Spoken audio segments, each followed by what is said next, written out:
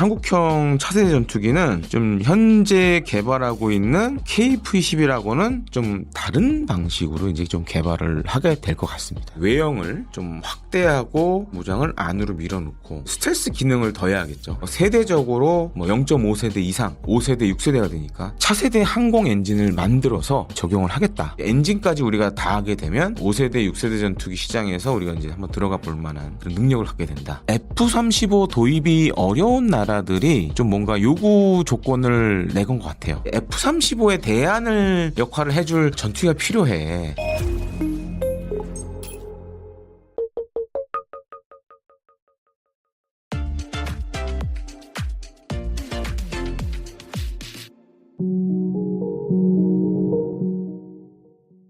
이건 이제 많은 분들이 모르시는 내용입니다. 그래서 제가 이제 운영하고 있는 K-디펜스 뉴스에서 이제 단독으로 취재한 내용인데, 우리 공군이 한국형 차세대 전투기와 관련된 소요제기를 지난해 이제 연말에 했습니다. 한국형 차세대 전투기는 이제 KF-21의 뒤를 잇는 한국형 차세대 전투기예요. 그래서 이제 여러 가지 프로젝트명이 있어요. 이제 잘 알려진 게 이제 KF-21 블록 3라는 명칭이 있고, 그 다음에 이제 KF-XX라는 또 명칭이 있습니다. 근데 우리 군에서 하는 사업들 같은 경우에는 사업부서나 담당 부서에 따라서 여러 가지 프로젝트명을 갖고 있어요. 하나의 사업의 프로젝트명이 여러 가지인 게 특징입니다. 그러니까 한 가지 말씀드리자면, 이제 우리가 향후 KF-21 블록 2에 장착하게 될 천룡 공대지 미사일. 근데 천룡이라고 부르기도 하고, 이제 국방과학연구소 쪽에서는 이제 천룡이란 프로젝트명으로 부르기도 하고, 방위사업청에서는 장거리 공대지 유도무기 2차 사업으로 부릅니다. 그래서 줄여서 장공지2라고 많이 부르는데, 좀 그런 차이로 보시면 돼요. 그래서 이제 지난해 연말에 이제 공군이 이제 한국형 차세대 전투기 소요 제기를 했고, 그러니까 보통 이런 무기를 개발하거나 도입하는데 첫 단추가 소요 제기예요. 그러니까 우리도 어떤 물건을 살 때 계획을 짜잖아요. 살다 보니까 또 이런 게 필요할 것 같아. 이게 이제 머릿속으로 계획을 세우고 뭐 인터넷 쇼핑을 한다거나 실제 오프라인 매장을 간다거나 이러잖아요. 사실 군에서 하는 사업도 비슷해요. 그래서 이제 소요제기가 굉장히 중요한데 일단 작년 연말에 소요제기는 했다라고 지금 전해지고 있고, 그리고 이제 21년도부터 이런 움직임이 보이기 시작했습니다. 그래서 당시 군이 연구 용역 과제를 통해서 KF-21 보라매 전투기 기반의 5세대 혹은 6세대 전투기 발전 방안에 대해서 이제 연구 용역을 진행한 바가 있어요. 근데 지금 이제 KF-21은 잘 보시면 4.5세대 전투기로 분류가 됩니다. 그러니까 기본적인 외형은 레이더파의 반사 면적을 적게 하는 저피탄 외형을 갖고 있지만 스텔스 성능의 핵심이라고 할 수 있는 그러니까 전파 흡수제 이런 거는 아직 적용이 안 되고 있어요. 그래서 이제 4.5세대 전투기로 이제 분류가 되는데, 근데 이제 뭐 연구 영역 과제 통해서 이제 한번 이 KF-21 전투기 보라매 기반의 5세대, 6세대 전투기 요거를 연구 영역을 해봤고, 또 여기에 더해서 21년도에 공군본부가 유무인 전투 임무기 복합체계 임무 효과도 분석 및 한국형 차세대 전투 임무기. 그러니까 한국형 차세대 전투기에 대한 연구 영역을 또 발주했습니다. 근데 여기 이름이 나오죠. 한국형 차세대 전투 임무기, 한국형 차세대 전투기라는 이름이 나오죠. 그래서 이런 연구 영역들을 21년도에 이미 이제 진행을 한 바가 있어요. 그럼 그렇게 계산해 보면 이제 슬슬 소요 제기를 하는 시기가 왔었고, 그래서 이제 소요 제기를 했고, 근데 왜 그럼 이렇게 일찍 소요 제기를 하느냐? 저도 이제 과거에 뭐 차기 전투기 사업, 뭐 FX 1차 사업이라든가 FX 3차 사업을 해보면 보통 우리나라가 해외에서 전투기를 도입하더라도 소요제기는 뭐 10년 전 혹은 15년 전에 합니다. 그러니까 미래 이제 전력 구조를 보고 이때쯤 되면 전투기가 이제 퇴역을 해야 된다. 그래서 이런 것들 다 계산을 해요. 그래서 이제 미리 좀 앞서서 해요. 근데 이번에 중요한 건 이제 해외 도입으로 하는 것이 아니라 개발을 하겠다라는 소요제기를 좀 진행했다는 게 이제 가장 큰 의미가 있고, 그렇다면 왜 공군이 한국형 차세대 전투기를 필요로 할까?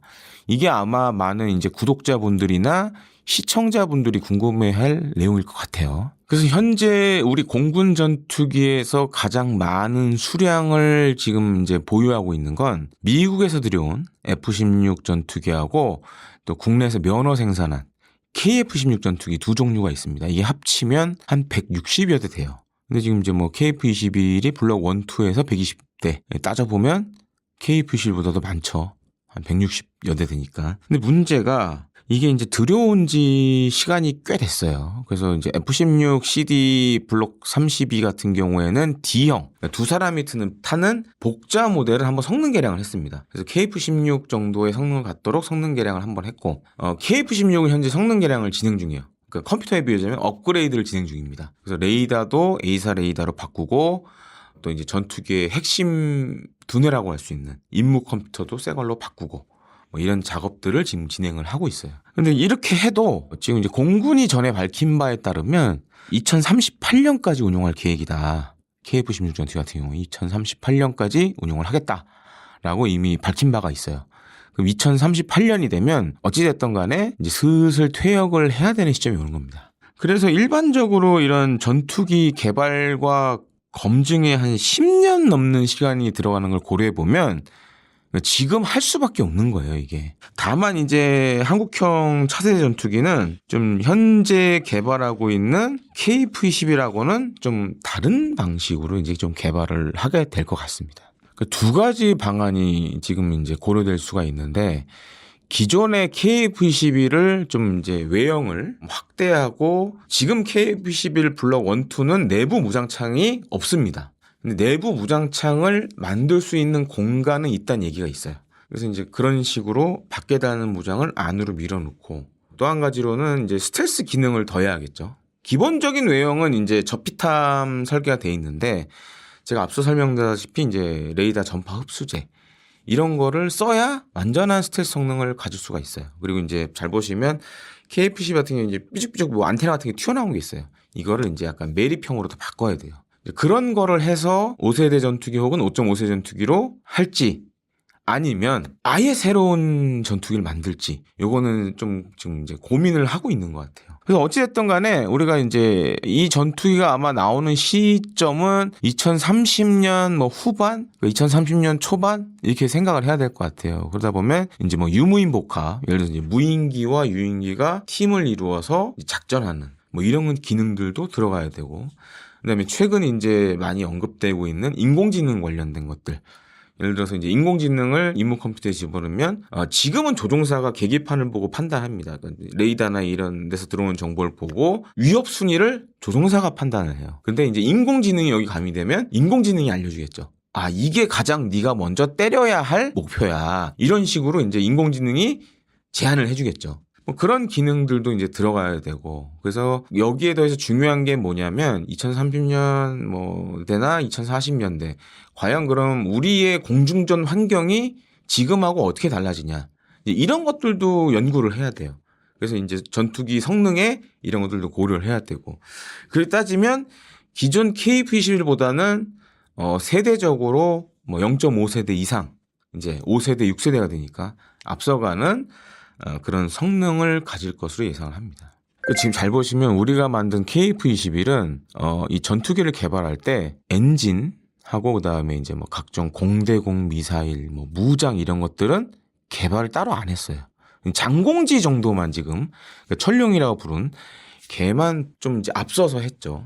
근데 이렇게 개발한 나라들이 몇 나라가 있어요. 왜 그러냐면 엔진 개발이나 무장 개발이 돈이 많이 들어갑니다. 그래서 보통 전투기 개발하기 전에 미리 좀 시작을 하는 경우가 많아요. 근데 우리나라 이제 시간적인 문제, 또 한 가지는 이제 돈의 문제. 그래서 엔진하고 무장은 일부는 국내 개발로 하고 해외에서 이제 들여오는 걸로 했죠. 이제 미티어 미사일, 그다음에 AIM-2000 유럽 나라에서 만든 공대공 무장을 들여왔고, 엔진도 잘 보시면 미국의 지휘사가 만든 F414 엔진을 채택을 해서 지금 장착을 하고 있어요. 근데 여기서 먼저 말씀드리자면 지금 이제 현재 KF-21 블록 1, 블록 2 총 다 해서 120대인데 요거는 국산 엔진 사용을 안 합니다. 미국 지휘사의 F414 엔진을 사용할 예정이에요. 현재 진행 중인 항공기 엔진 개발과는 상관이 없다라고 생각하시면 됩니다. 근데 이제 이번에 하는 한국형 차세대 전투기는 우리 이제 KF-21의 경쟁 기종이라고 할 수 있는 이제 유로파이터 타이푼이나 프랑스 라팔은 사실 이제 개발하기 전에 엔진하고 무장을 먼저 했어요. 특히 이제 엔진을 먼저 했습니다. 그래서 한국형 차세대 전투기는 엔진 먼저 개발을 시작을 합니다. 그래서 지금 이제 그럼 왜 엔진 먼저 개발하느냐? 제가 이제 앞서 두 가지 이제 한국형 차세대 전투기 방안을 말씀을 드렸는데 첫 번째가 됐든 두 번째가 됐든 전투기 무게가 늘어날 수밖에 없어요. 지금 새로 만들어도 무게가 늘어날 수밖에 없고 왜냐하면 5세대, 6세대 되려면 안에 무장창에 넣는 각종 무장의 크기가 커지게 돼요. 그러려면 어떻게 보면 기존의 KF-21로는 감당이 안 될 수도 있다. 그리고 이제 만약에 KF-21을 블록 3로 이제 성능 개량하는 것도 이제 스텔스 성능을 집어넣어야 되잖아요.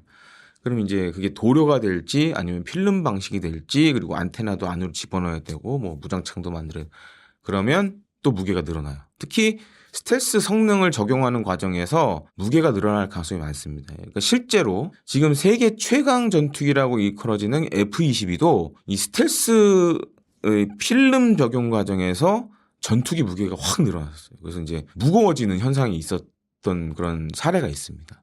그렇게 따지면 기존 엔진으로는 안 된다. 그래서 지금 생각하는 게 이 차세대 항공 엔진을 만들어서 KF-XX에 적용을 하겠다라는 게 지금 핵심으로 알려져 있습니다. 참고로 말씀드리면 지금 KF-21 블록 1, 2에 사용되는 이 미국 G사의 F414 엔진 같은 경우에는 이걸 이제 밀파워라 그러는데 전투기에 장착된 엔진의 순수한 총 추력, 그러니까 순수한 엔진의 추력을 보통 이제 뭐 13,200파운드 정도 자료마다 약간 차이 있는데 뭐 14,000이라는 얘기도 있는데 지금 우리가 하려는 이제 한국형 차세대 전투기용 차세대 항공 엔진은 16,000파운드 이상이에요. 그럼 이제 계산해 보시면 기존 엔진 대비 뭐 최소 2,000에서 3,000파운드 이상 추력이 늘어난다고 생각하시면 됩니다. 그래서 지금 이제 이렇게 계산을 제가 해보니까 지금 이제 F-35에 달린 F-135 엔진이 총 이 밀파워 32,000파운드 정도 돼요. 근데 F-35는 단발입니다. 엔진이 하나예요. 그러니까 우리가 이제 그 정도 급의 뭔가 이제 한국형 차세대 전투기 만들려면 우리는 이제 단발로는 할 수 없지만 쌍발로라도 그 정도 추력은 갖고 있어야 돼요. 그럼 계산해 보시면 이제 차세대 항공 엔진 제가 16,000파운드라고 말씀드렸잖아요. 그러면 이제 두 개 엔진이니까 합산해 보면 한 32,000 정도의 이제 출력이 나오는 거죠. 그리고 또 한 가지 왜 우리가 차세대 항공 엔진을 독자 개발해야 되느냐 그 이유가 또 있습니다. 왜냐하면 지금 이제 미국 같은 경우에는 지금 이제 KF-21에 달린 F414 엔진은 엄밀히 얘기하면 4세대 전투기 엔진이에요. 그래서 이런 4세대 전투기 엔진은 미 정부가 해외에서 면허 생산하는 거에 대해서 이제 동맹국이면 그리고 이제 우리 같이 혈맹인 나라들은 면허 생산을 하게 해줬습니다. 근데 지금 5세대 전투기인 F-35를 잘 보면 거기 장착된 F-135 엔진은 지금 면허 생산 권한을 안 주고 있어요. 그러니까 지금 미국 정부의 생각은 5세대 전투기 엔진은 이제 면허 생산을 해외에 안 주겠다. 미국에서만 만들겠다라고 지금 얘기를 많이 하고 있고 그렇게 따지면 우리가 5세대 전투기를 독자 개발하려면 엔진을 이제는 해외에서 들여오는 게 사실상 불가능하다. 아마 이거는 이제 유럽에서 하고 있는 차세대 전투기들도 비슷할 것 같아요.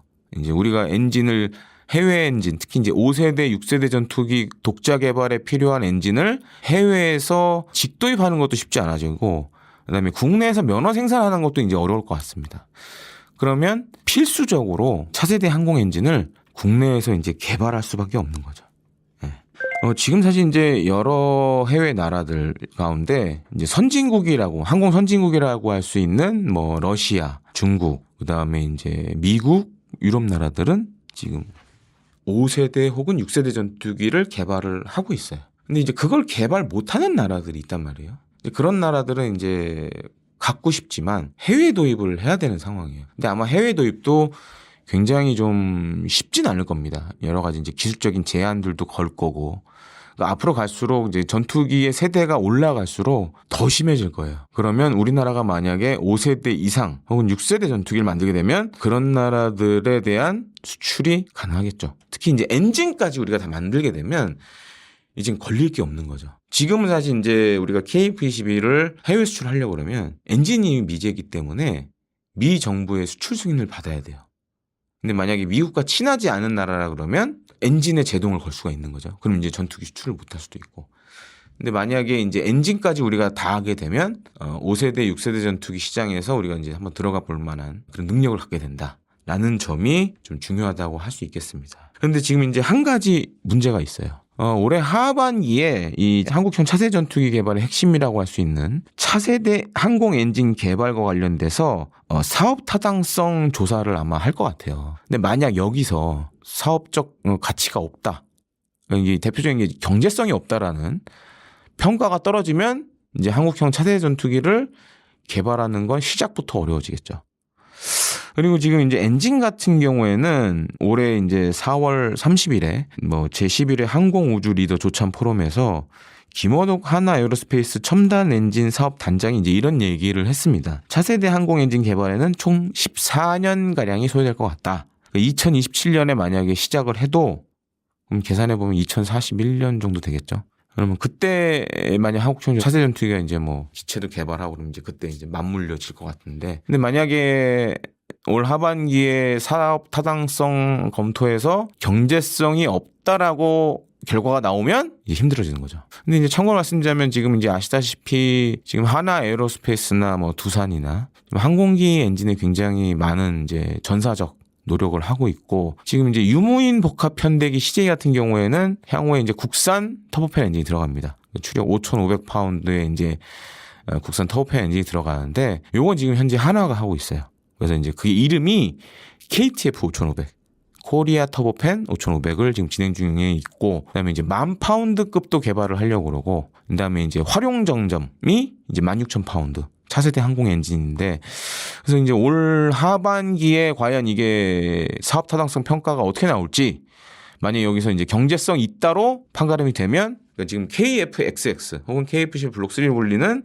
한국형 차세대 전투기도 탄력을 받을 수 있고, 경제성 없다로 나와버리면 힘들어지겠죠. 좀 그런 문제가 있는 걸로 좀 파악이 되고 있습니다.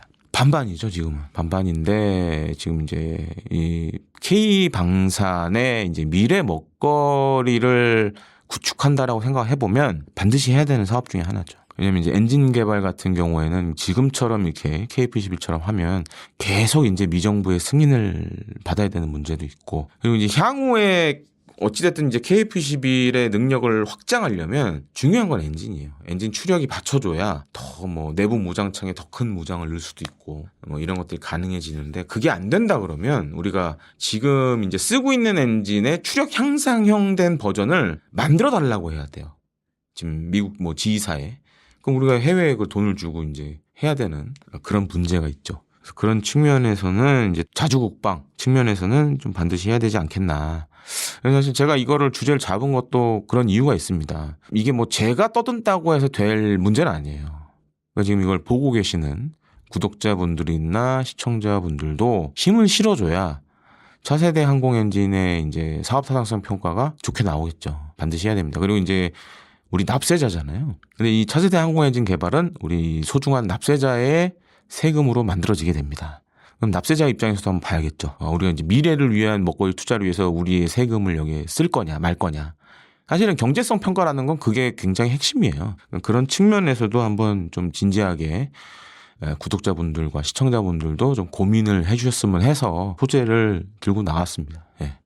최근에 이제 뭐 뉴스 보신 분들은 아시겠지만 폴란드 공군 참모총장이라든가 그다음에 뭐 UAE 국방 차관, 그다음에 UAE의 뭐 고위급 장성, 이런 사람들 지금 KF-21을 타봤잖아요.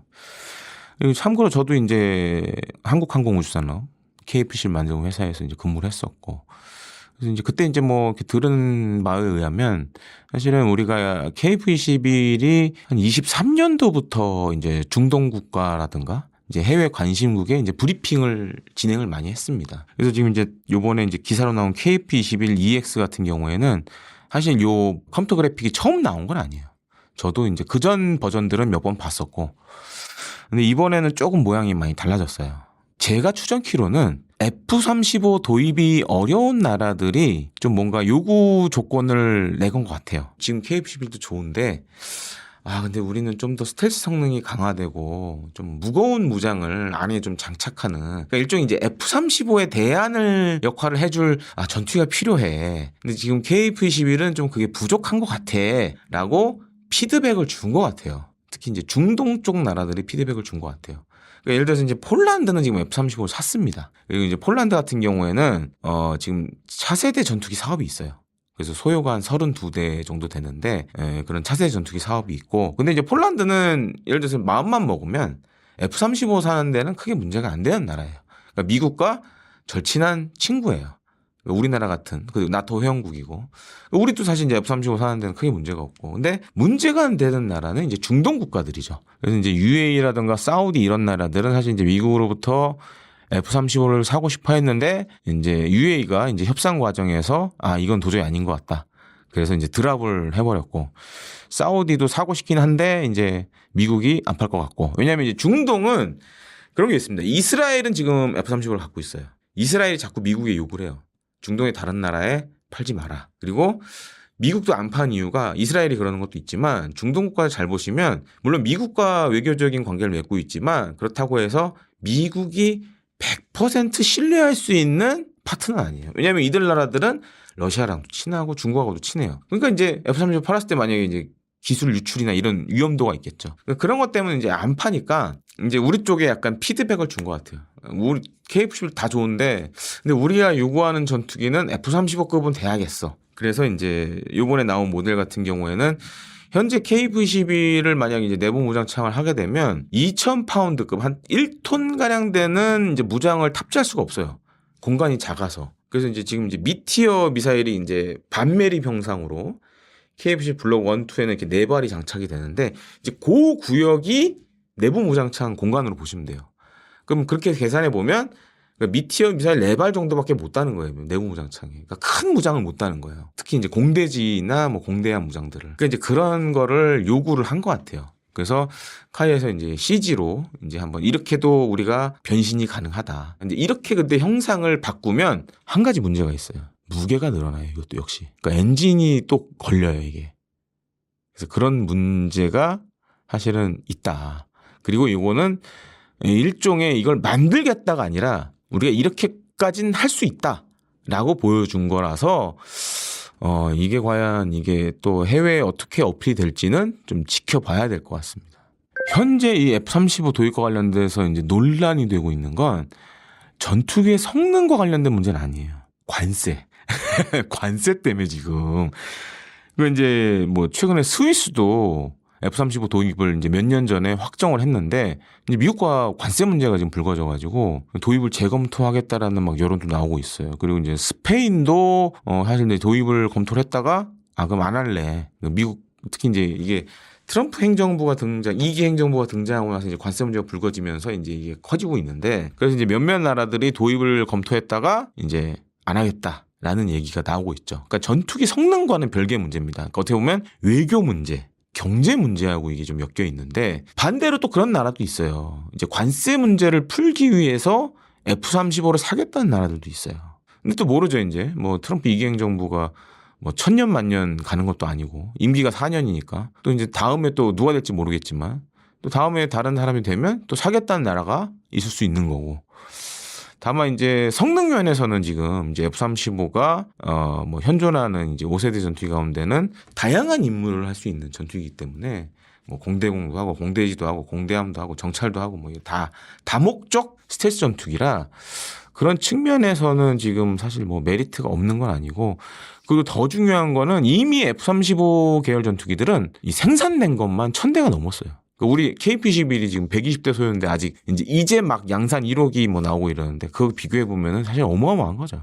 그래서 이제 요거는 이제 전투기 성능의 문제라기보다는 이제 관세 문제로 좀 봐야 될 것 같습니다. 이게 어떻게 보면 이제 해프닝일 수도 있는데 이게 보면 이제 홍콩의 사우스 차이나 모닝 포스트라는 데서 보도가 됐어요. 7월 달에. 근데 이제 그게 시점이 언제였냐면 한 7월 말쯤이었습니다.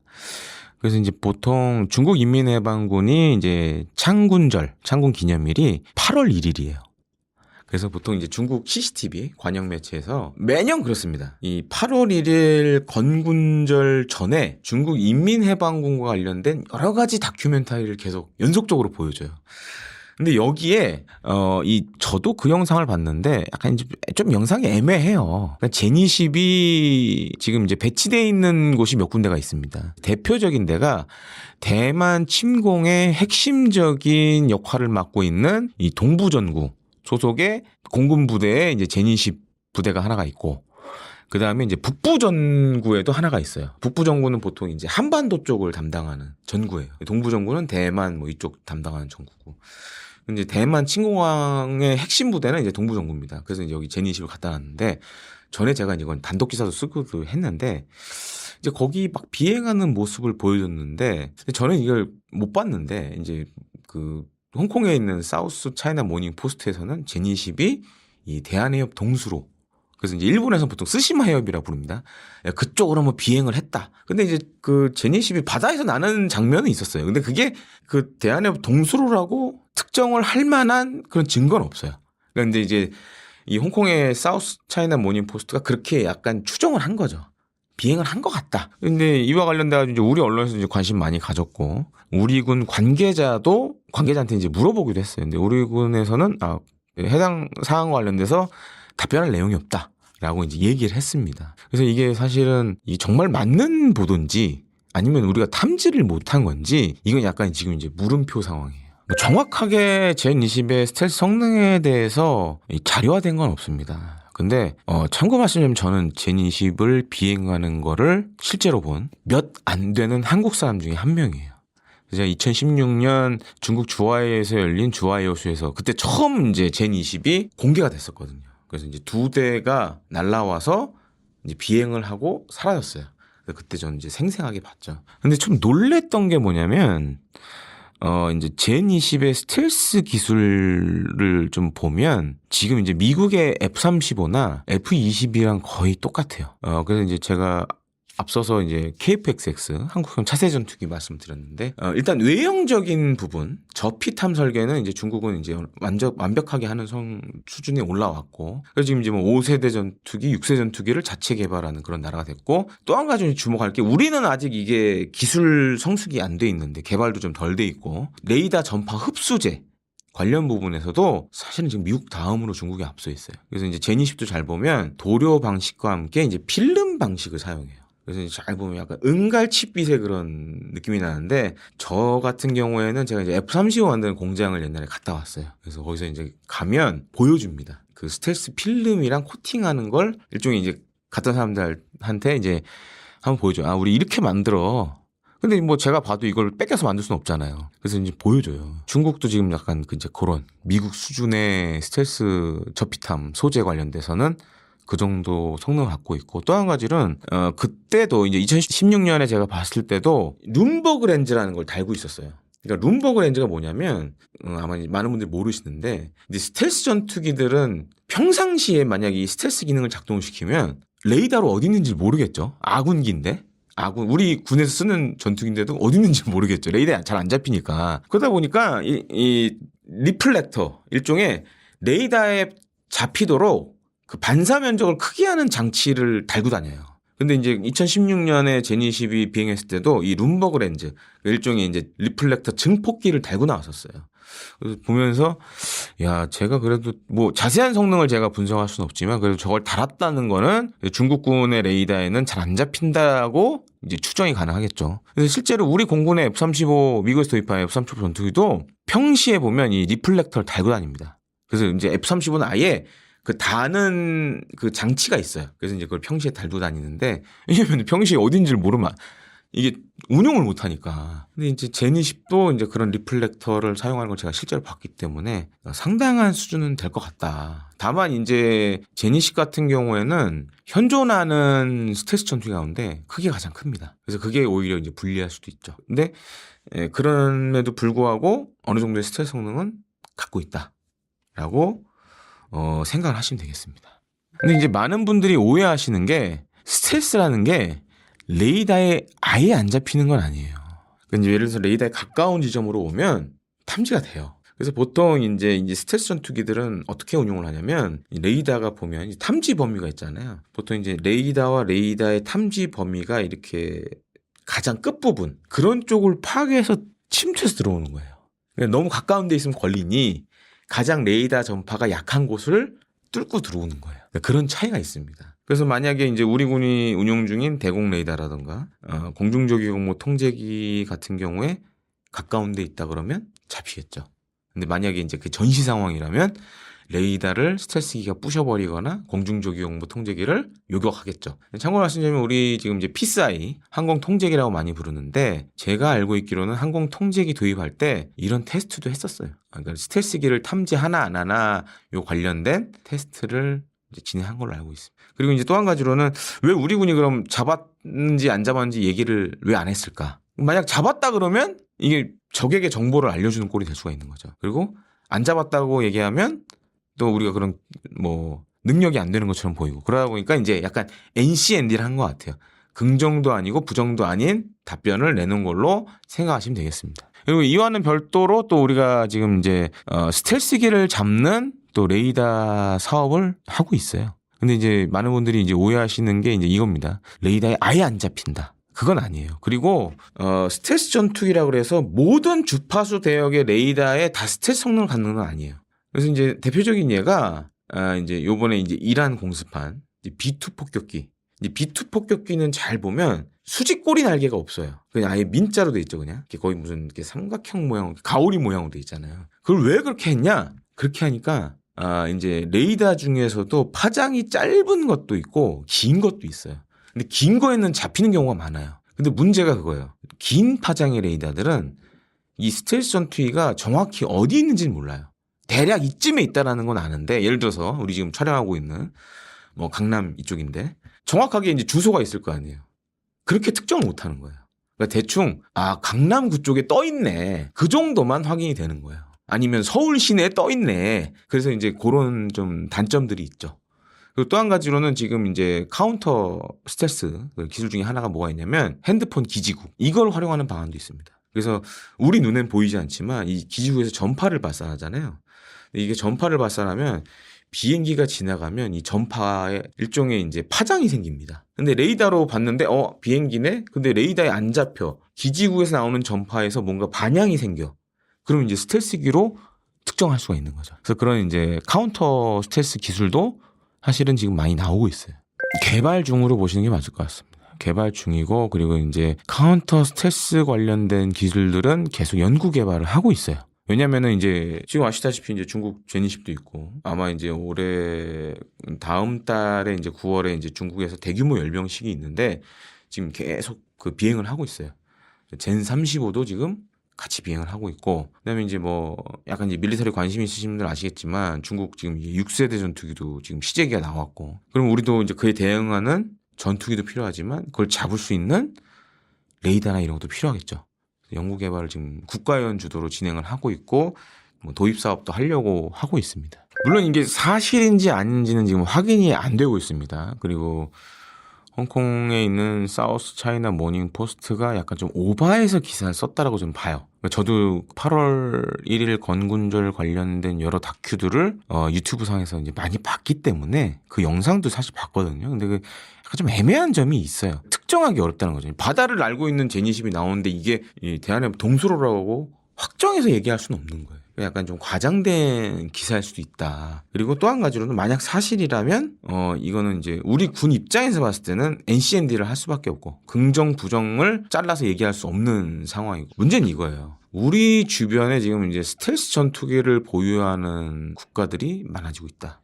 물론 북한은 아직 아니지만 중국은 이미 미국 다음으로 이제 스텔스 전투기를 많이 갖고 있는 나라가 돼가고 있고, 일본도 지금 F-35를 많은 양을 도입을 하고 있고, 또한 이제 이탈리아, 영국이랑 GCAP이라는 이제 6세대 전투기 개발 계획을 또 진행 중이에요. 그래서 우리도 그러면 뭐 스텔스 한국형 차세대 전투기 개발도 필요하지만 이런 거에 대응하기 위해서는 독자적인 카운터 스텔스 그런 탐지 장비들을 갖고 있어야 된다. 그리고 이제 뭐 지대공 미사일 같은 것들도 성능 개량을 해야 되고, 그래서 이제 이런 것들이 이제 굉장히 중요한 시기가 됐다라고 좀 말씀을 드리고 싶습니다.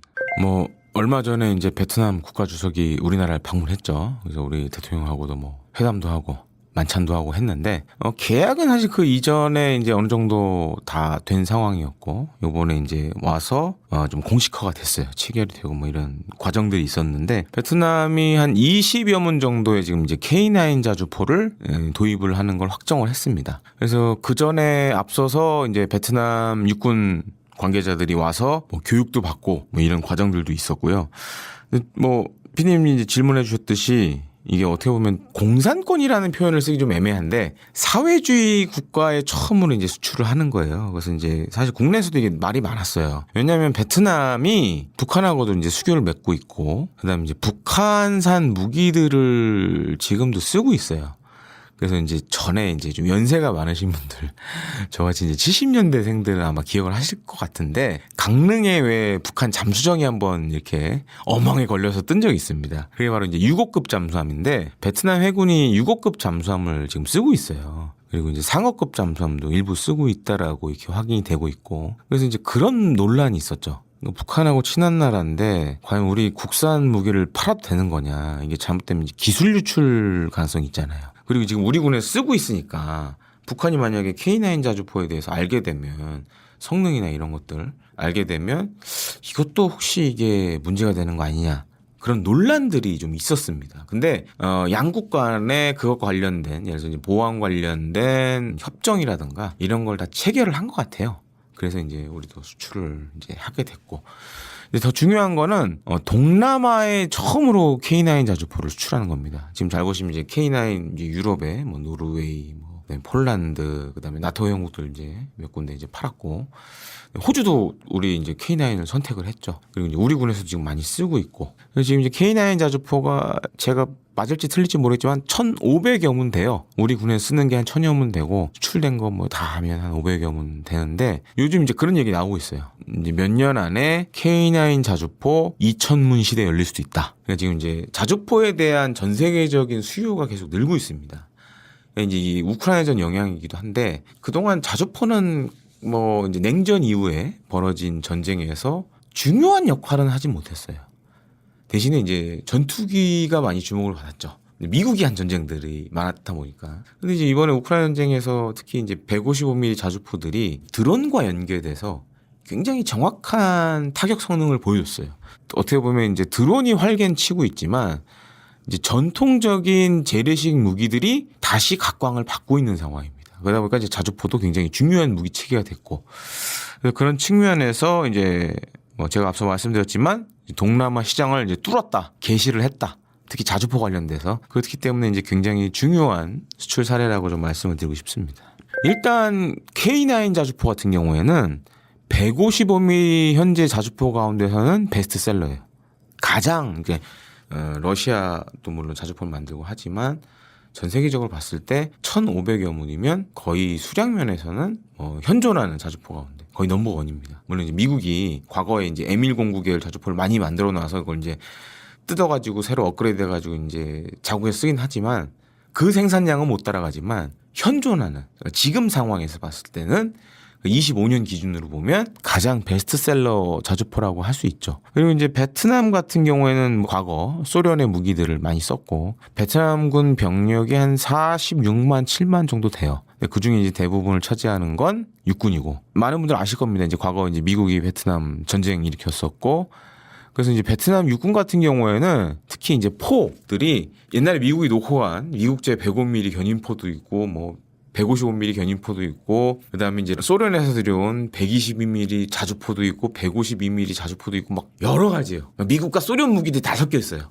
근데 이러다 보니까 어떤 문제가 생기냐? 일단은 지금 다 이제 노후화됐고, 물론 이제 베트남군이 닦고 조이고 뭐 이런 걸 열심히 하고 있지만, 일단 이제 무기 체계 수명들이 다 해가고 있어요. 그리고 이제 견인포들, 이제 트럭에 끌려서 다니는 이제 이런 포들은 이번 우크라이나 전쟁에서도 결과가 나왔지만 생존성이 취약하다. 특히 이제 드론 공격이나 이런 거에 굉장히 취약하다. 그리고 적포탄 공격에도 포를 운용한 사람들이 죽거나 다칠 수 있다. 그래서 지금 자주포가 그렇게 해서 대세가 됐어요. 그러다 보니까 베트남이 이제 우리나라가 만든 K9 자주포에 관심을 가졌고, 또 한 가지는 현존하는 자주포 가운데 제가 양이 많다 그랬잖아요. 그럼 물론 이제 가격도 조금 싸겠죠. 가성비가 제일 좋은 자주포고, 지금 이제 또 한 가지 문제가 있어요. 이제 과거에는 아마 베트남이 이제 러시아에서 뭐 자주포나 이런 거 수입하면 되는데, 지금은 이제 우크라이나 전쟁 발발하면서 미국이나 유럽이 각종 지금 제재를 걸어놓은 게 많습니다. 그래서 만약에 러시아제 무기를 사게 되면 베트남이 제재를 당할 수 있어요. 그럼 제재를 당하면 어떤 문제가 생기냐? 지금 베트남이 대미 수출을 많이 하잖아요. 그리고 우리나라 회사들도 베트남에 공장이 많고, 그러면 이제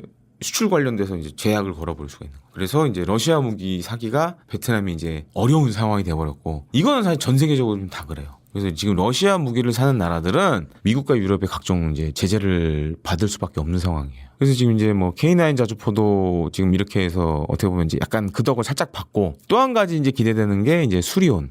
우리 이제 국산 기동 헬기. 왜냐면 지금 이제 러시아제 헬기를 쓰는 나라들이 머리 아파하는 게, 이건 우리도 마찬가지입니다. 지금 이제 산림청에 보면 이제 까모포라는 산불 끄는 헬기가 있는데 지금 부품 수입이 안 돼요. 그래서 이제 대체제를 많이 이제 찾으려고 하는데, 그래서 이제 동남아 쪽에서 많이 이제 러시아 헬기의 대체제를 찾는 게 이제 수리온이 있고, 베트남도 그래서 지금 이제 한국항공우주산업 카이가 전에 이제 베트남 방산업체하고 헬기 수출 관련해서 이제 MOU도 맺었었어요. 예, 그런 것들이 지금 이제 베트남이 우리 K방산을 선택하게 된 그런 좀 배경이라고 좀 말씀을 드리고 싶습니다. 근데 뭐 중국에서는 자기네 자주포가 우리 K9 자주포보다 앞선다고 하는데 실적이 말해주죠. 우리가 이제 지금 1,500여 문, 그리고 해외 수출 많이 하고 있고, 그리고 이제 중국은 좀 애매해요. 같은 155mm 자주포를 만들어도 미국이 동맹국들이 쉽게 선택할 수가 없어요. 근데 이제 뭐 중동 몇몇 나라들은 사실 이제 중국이 만든 155mm 자주포를 사기도 했는데, 유럽의 미 동맹국이나 이 태평양 지역에 있는 미국 동맹국들은 안 사겠죠. 성능상으로도 한 수 아래고, 그리고 우리 K9 자주포는 연평도 포격 사건 때 실전을 실제로 겪어봤죠. 그래서 적 포탄이 떨어진 상황에서도 안에 타고 있는 승무원들이 안전하게 보호된 상황에서 대응 사격을 할 수 있었고, 이런 것들이 지금 어떻게 보면 해외 시장에서 높은 평가를 받고 있고, 베트남하고 중국은 사실 이게 영토 분쟁이 일단 70년대 말에 한 번 있었고, 근데 이제 많은 분들이 모르시는데 최근에 이제 중국 시진핑 국가주석 관련돼서 이제 장유샤라는 장군 얘기 많이 나오잖아요. 70년대 말에 이제 중국과 베트남이 크게 한번 붙었었고, 80년대에도 아주 크고 작은 교전들이 있었어요. 근데 요번에 이제 이 시진핑 막 몰락 관련돼서 장유샤가 80년대에 그런 이제 중국과 베트남 군의 충돌 과정에서 선봉부대 그 중대장을 했었어요. 그러니까 지금 이제 중국 인민해방 가운데 고위급 장성 가운데 실전 경험을 가진 몇 안 되는 그런 장군이라고 보시면 되겠습니다. 그러니까 그런 약간 역사도 있고. 근데 지금 이제 양국이 지난해 베트남 국가주석이 또 중국을 방문했었어요. 그래서 이제 70년대 말에 일어났던 중국 베트남 분쟁 관련돼서는 잘 보시면 둘 다 얘기를 안 해요. 둘 다 언급을 안 해요, 지금은. 다만 이제 베트남이란 나라가 워낙 이제 중국의 이제 그런 간섭과 억압을 많이 받았던 역사가 있고, 또 한 가지는 지금 남중국해 문제도 걸려 있어요. 그래서 지금 이제 이 산 K9 자주포를 베트남 중국 접경 지역에 배치를 할지, 그거는 아직 이제 정확한 소식은 없습니다. 근데 이제 아무래도 베트남 입장에서는 중국이 주적이라고 할 수도 있고 넘버원의 적이 될 수 있기 때문에 그런 대비 차원도 이번 K9 자주포 도입에 담겨 있다라고 봐야 될 것 같습니다. 충분히 그럴 가능성이 있다고 보여집니다. 그러니까 지금 베트남 잘 보시면 이제 경제 성장률이 어마어마하죠. 계속 이제 고도로 이제 성장을 하고 있는데, 지금 베트남군이 겪고 있는 문제가 뭐가 있냐면 노후 무기들이 많아요. 근데 노후 무기를 대체하려면 돈이 들어가야겠죠. 지금 잘 보시면 베트남은 경제 성장이 고도화돼 가고 있어요. 그러니까 이제 갈수록 국방 예산이 늘어날 범위가 크다. 그리고 아까 이제 말씀드렸지만 지금 이제 각종 대러 제재 때문에 전통적으로 베트남은 러시아산 무기를 많이 샀어요. 근데 지금은 이제 사기 힘들어지죠. 그래서 베트남이 최근에 이제 뭐 미국으로부터 뭐 C-130 수송기도 도입을 하겠다. 그다음에 뭐 F-16 전투기도 사겠다. 그러니까 이건 또 관세도 물려 있어요, 지금. 관세를 상쇄하기 위해서 이제 이런 것들도 지금 검토를 하고 있고. 그리고 이제 이번에 이제 우리가 K9 자주포를 수출하는데 좀 우리 군이나 정부가 한 것이 있습니다. 많은 분들이 잘 모르시는데, 우리 해군에서 퇴역한 초계함이나 이런 것들을 베트남에 이제 거의 무상으로 다 줬어요.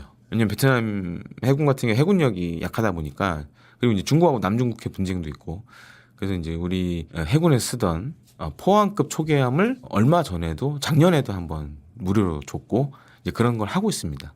그래서 이제 이런 것들이 사실 K9 자주포 수출에 좀 도움이 됐고, 그렇게 따져보면 향후에 많죠. 예를 들어 군함이라던가 뭐 FA-50 같은 것도 대상이 될 수 있고, 그다음에 제가 이제 앞서 말씀드렸던 이제 수리온 헬기, 그다음에 소형 무장 헬기 뭐 이런 것들도 다 범주 안에 들어가고.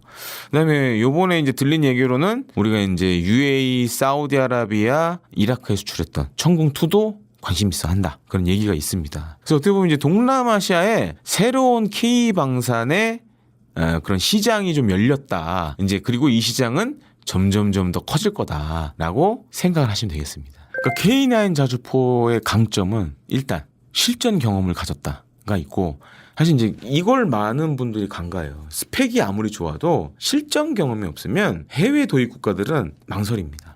이 실전에 써본 적이 없네? 과연 그럼 전쟁이 일어났을 때 잘 쓸 수 있을까? 이런 생각들을 갖게 되죠. 우리 군도 마찬가지예요. 실전에서 검증된 무기들을 가장 해외에서 도입할 때도 높게 보죠. 그거는 우리가 했다 이미. 그리고 또 한 가지로는 지금 이제 K9 자주포 같은 경우에는 K9이 있고 K9A1, A2, A3 이렇게 이제 단계별로 성능 개량 모델들이 계속 나오고 있어요. 지금 K9A1이 수출이 많이 되고 있는데 K9A2로 가게 되면 독일이 만든 PGH-2000 판저 하우비츠를 줄여서 이제 PGH라고 부르는데 자주포란 뜻이에요. 그래가지고 이제 걔랑 비교했을 때는 지금 K9A1은 사실 이제 발사 속도라든가 그다음에 자동화 측면은 사실 좀 떨어져요. 근데 우리는 일단 가격이라는 면, 수량이라는 면에서는 앞서 있고. 근데 이제 K9A2로 가면 PGH-2000과 대등하거나 혹은 그 이상으로 이제 성능이 향상되고, K9A3로 가면 포탑이 아예 무인화가 돼버립니다. 지금은 이제 포탑에 사람이 들어가서 조준도 하고 이런 장전도 하고 해야 되는데, K9A2로 가면 이제 자동 장전으로 이제 많이 갈 거고, K9A3는 아예 이제 포탑에 사람이 전혀 안 타는 방식으로 갈 거로 생각이 되는데, 그렇게 되면 지금보다도 오히려 해외 시장에서 경쟁력을 가져갈 수 있다라고 좀 말씀을 드리고 싶습니다. 그러니까 지금은 한 20여 문 샀는데 향후에 아마 많이 늘어날 수도 있어요. 저는 이제 봤을 때 100여 문까지도 갈 수 있다. 한 5배 정도 커질 수도 있고 그 이상도 될 수 있고. 왜냐면 지금 베트남 육군이 자주포들이 다 옛날 소련제밖에 없어요. 근데 이제 베트남도 경제가 부과하는 만큼 본인들의 이제 국방용도 늘려야 되기 때문에 그런 측면에서 봤을 때는 K9 자주포 향후 추가 수출 가능성이 굉장히 높다라고 좀 평가를 하고 싶습니다.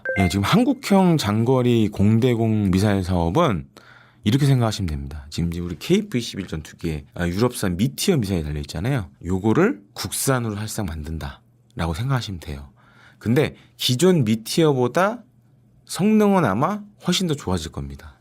그래서 요번에 한 건 뭐냐면 지금 국방과학연구소 주도로 한국형 장거리 공대공 유도무기 개발 사업을 진행하려고 그래요. 그래서 이제 내년부터 체계 개발 사업을 진행을 합니다. 근데 이제 그 전에 앞서서 이제 시제품 개발을 하는 사업이 나왔어요. 그래서 지금 이제 LIG 넥슨 같은 경우에는 이제 요즘은 미사일도 인터넷이 되는 시대예요. 그러니까 전투기와 이 정보를 주고받아요. 그래서 데이터 링크가 그게 사용되는데, 데이터 링크를 LIG 넥슨이 가져갔고, 한화 시스템이 미사일의 눈이라고 할 수 있는 탐색기 시커를 가져갔습니다. 그리고 현대로템도 여기 들어갔어요. 근데 이제 많은 분들이 이건 모르시는 내용 중에 하나인데, 현대로템 하면 생각나는 게 한 몇 가지가 있죠. 첫 번째가 KTX 고속철 있고, 그다음에 이제 객차, 그다음에 이제 현대로템의 한 사업 분야가 이제 몇 가지 됩니다.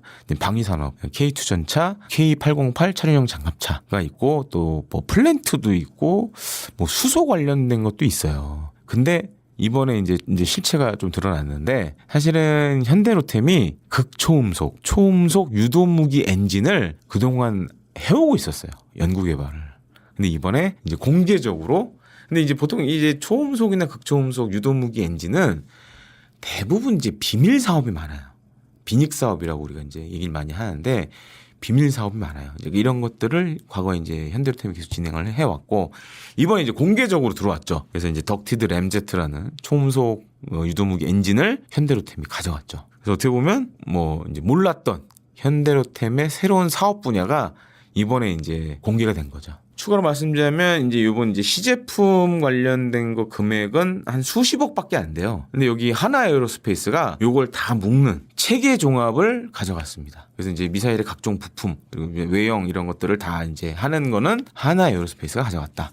라고 보시면 되겠습니다. 뭐 한 4개 업체가 다 나눠 가졌어요. 그래서 이제 내년부터 본격적으로 개발을 해요. 요번에 나온 거는 이제 일종의 시제품 만들어 보는 거고, 하나 이제 몇 개 만들어 보는 거고, 내년에 이제 사업이 공식적으로 이제 진행이 되는데, 그래서 이제 올 연말이나 하반기에 아마 또 한 번 붙을 거예요. 그러니까 체계 개발 사업을 누가 이제 체계 종합을 하느냐, 그다음에 이제 뭐 탐색기라든가 이런 거는 제가 봤을 때 이제 그대로 갈 것 같은데, 체계 종합 이제 이걸 다 묶는 거를 누가 가져갈 거냐, 요거는 지금 이제 남아 있어요. 근데 이제 보통 보면 이런 시제품 만들었던 업체들이 그대로 가는 경우가 많아요. 후쿠방광 연구 사업들은. 그래서 지금 이제 하여튼 뭐 올 하반기가 됐든 내년 초가 됐든 다시 한번 또 한번 붙을 것 같다. 요거 전에 단거리 공대공 유도무기 사업이 있었어요. 2차 사업, 단거리 공대공 유도무기 2차 사업이 있었습니다. 그거는 이제 LIG 넥스원이 체계 개발을 가져갔어요.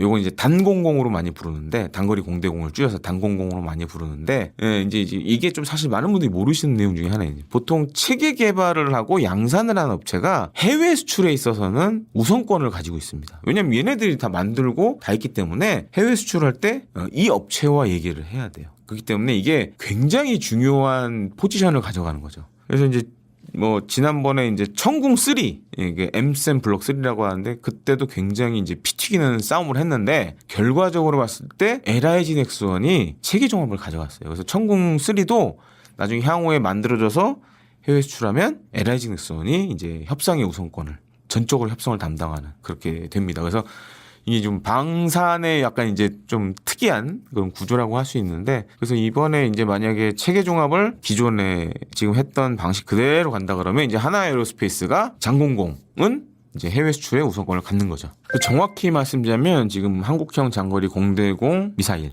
유도무기, 요거는 이제 체계 개발 완료 시기가 2035년 정도예요. 그럼 지금부터 이제 10년 뒤 정도에 이제 나오는 거죠. 제가 이제 한 이제 환갑을 바라볼 나이쯤.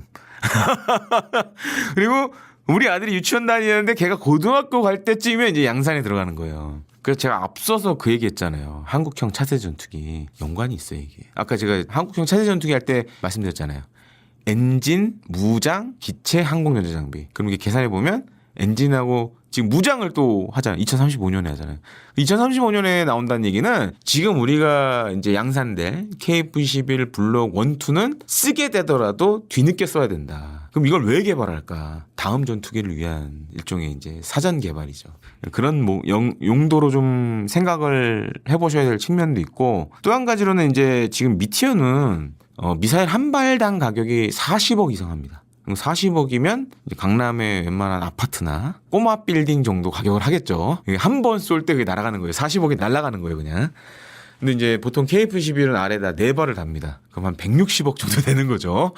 굉장히 고가의 무장이에요. 근데 이제 우리 같은 경우에는 미티어 대비 한 절반 가격을 지금 생각을 하고 있어요. 뭐 그래서 제가 봤을 때 한 20억, 많으면 30억 정도 지금 생각을 하는데, 보통 지금 이제 미국이 만든 암람 같은 중거리 공대공 미사일이 한 20억 정도 해요. 근데 이것도 이제 좀 올라서 20억이 된 거고, 20억 정도면 그래도 해외 시장에서 해볼만 하다. 미티어 절반 가격이면 그렇게 봐야 될 것 같습니다. 전반적인 비행 속도나 사거리는 거의 미티어를 이렇게 추종해서 지금 가고 있어요. 그래서 이제 미티어가 어떤 장점이 하나 있냐면, 보통 이제 공대공 미사일들은 고체 추진체를 많이 사용합니다. 그래서 이 추진체가 연소되면서 얻어지는 운동 에너지로 목표물까지 날아가요. 근데 지금 이제 우리가 만들려고 하는 이 장거리 공대공, 장공공이나 유럽이 만든 미티어는 덕티드 램제트라는 걸 사용해요. 그래서 얘는 어떤 장점이 있냐면, 마라톤 선수인데 단거리 선수처럼 달려가는 거예요. 그래서 이제 미티어가 마하 4, 5 되는데, 일단 쏘기 시작하면 마하 4, 5로 쭉 날아가는 거예요. 근데 제가 이제 앞서 말했던 미국의 뭐 암람이나 이런 것들은 이제 추진체가 타고 그걸로 날아간다고 하잖아요. 그럼 어느 정도 시간이 지나면 이제 속도가 떨어진단 말이에요. 근데 미티어나 지금 우리 장공공은 일정한 속도로 쭉 빠른 속도로 날아가는. 그러면 어떤 일이 생기느냐? 적 전투기가 피하기 힘들겠죠. 그런 장점이 있고, 실제로 이제 미티어도 장점으로 많이 내세우는 게 탈출 불가 구역이라는 게 있습니다. 그게 한 미티어 같은 경우는 4, 50km 되는데, 요 반경 안에서는 전투기가 무슨 지랄 발광을 해도 못 빠져나가. 격추가 될 수밖에 없어요. 근데 우리도 아마 이제 미티어를 추종하고 있기 때문에 그렇게 이제 노 이스케이프 존, 탈출 불가 구역이 한 그 정도 되지 않을까, 이렇게 생각이 되죠. 지금 그리고 이제 미티어는 한 가지 단점이 그 미사일의 눈, 탐색기가 기계식 레이더를 써요. 그리고 사용하는 주파수대가 Q밴드라고 우리가 많이 얘기를 하는데 이게 탐지 범위는 넓지만 이 목표물에 대한 정밀한 분해력이 좀 떨어져요. 근데 지금 우리가 하려는 장공공은 카밴드라고, 이거는 이제 파장은 이제 이 빔폭은 좀 좁은데 목표를 정밀하게 분해할 능력이 높아요. 그래서 지금 만들어지고 있는 차세대 뭐 지대공 미사일, 공대공 미사일들은 보통 이제 카밴드로 많이 넘어가고 있습니다. 근데 우리 지금 장공공은 차세대 레이더 시커, 그러니까 A4 방식의 전자주사 방식의 카밴드를 사용한다. 그러면 미티어와 같은 비행 성능도 갖고 있으면서 탐지율이나 요격률은 상대적으로 이제 높은 거죠. 거기에 가격까지 싸. 20억이야. 그러면 이제 진짜 해볼 만한 거죠, 그때는. 일단 이제 유럽하고 우리나라 같은 경우에는 인건비 차이가 좀 있죠. 예. 그리고 여러 가지 이제 부품이라던가 이런 것들도 우리가 이제 국내 개발하는 게 많다 보니까 유럽에 비해서는 이제 좀 저렴하다고 할 수 있죠. 그러니까 이제 KF-21은 잘 보시면 전투기잖아요. 전투기가 전투를 하려면은 무기가 필요하겠죠. 그래서 우리 지난 시간에 했던 이제 천룡 장공지가 이제 장공지 2가 KF-21 장착이 될 예정이고, 그다음에 이제 뭐 35년 이후에 장공공, 뭐 단공공 이런 것도 이제 달리고, 거기다가 더해서 지금 이제 어찌 됐던 간에 유도 무기들의 추세가 초음속, 극초음속 무기들이 이제 대세가 되고 있어요. 근데 우리나라는 이제 뭐 현대로템이 그런 추진기관을 만들고 있고, 그리고 지금 이제 KF-21 수출에 약간 걸림돌이 이거예요. 뭐 엔진도 문제지만 무장이 다 이제 유럽 나라에서 만든 거다 보니까 해외 수출을 할 때 요 나라들의 정부들의 수출 승인을 받아야 됩니다. 그러니까 이게 말처럼 이렇게 KF-21 수출할 때 이제 걸리는 게 많아지는 거죠. 특히 이제 지금 미티어라든가 지금 이제 AIM-2000 이런 것들은 유럽의 어떤 특정 국가가 다 만든 게 아니에요. 그러니까 여러 나라가 같이 만들었어요. 같이 이제 팀을 짜서. 근데 문제가, 그러니까 미국은 아까 이제 제가 KF-21 엔진 말씀드렸잖아요. 그러니까 F414 엔진은 미국의 G사라는 회사가 만드니까 그러니까 미국 정부의 승인만 받으면 돼요. 근데 지금 이제 미티어라든가 이 유럽산 모장들은 문제가 뭐냐면 이 개발에 참여했던 나라들이 다 지분이 있어서 이 나라들한테 수출 승인을 다 받아야 돼요. 그러니까 굉장히 복잡한 문제가 있어요. 근데 이걸 빨리 이제 우리가 국산으로 대체하면 그냥 우리 정부가 수출 승인만 해주면 KF-21 수출하는데 문제가 없는 거죠.